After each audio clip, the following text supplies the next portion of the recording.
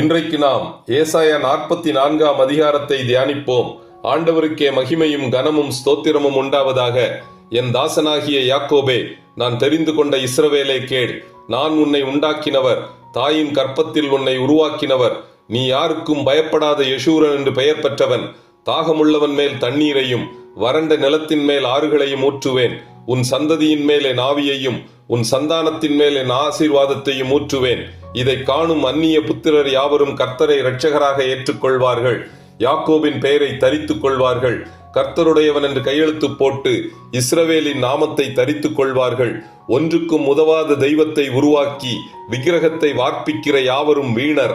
மரத்தை வெட்டி எடுத்து அதை அடுப்பிலே எரிப்பதற்கும் பயன்படுத்துகிறான்.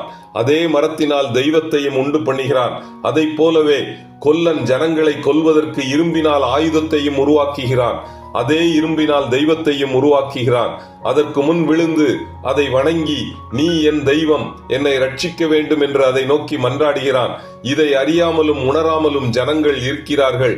காணாதபடிக்கு அவர்கள் கண்களும் உணராதபடிக்கு அவர்கள் இருதயமும் அடைக்கப்பட்டிருக்கிறது. யாக்கோபே, இஸ்ரவேலே, நீ என்னால் மறக்கப்படுவதில்லை.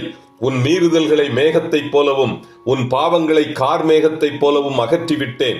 என்னிடத்தில் மனம் திரும்பு.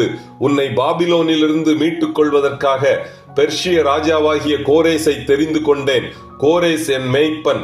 அவன் எருசலேமை நோக்கி நீ கட்டப்படு என்றும் தேவாலயத்தை நோக்கி நீ அஸ்திபாரப்படு என்றும் சொல்லி ஆண்டவராகிய எனக்கு பிரியமானதை எல்லாம் நிறைவேற்றுவான்.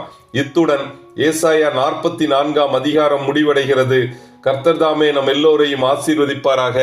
ஆமேன்.